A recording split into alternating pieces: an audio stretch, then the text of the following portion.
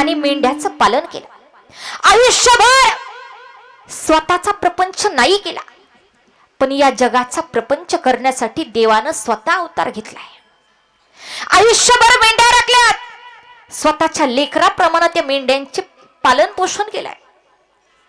पण हे दोन सेवेकरी ज्यावेळी म्हणले ना, मामा तुम्ही गेल्यानंतर मामा आपण त्या मेंढ्या विकून त्यातून मिळालेल्या पैशानं कुठेतरी महाविद्यालय बांधू आणि त्या विद्यालयाला तुमचं नाव देऊ.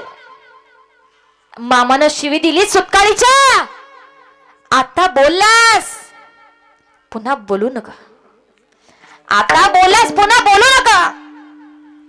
मरणारा हा बाळू धनगर नाही. जर म्हणशीला की बाळू मामा मेला तर चुकशीला.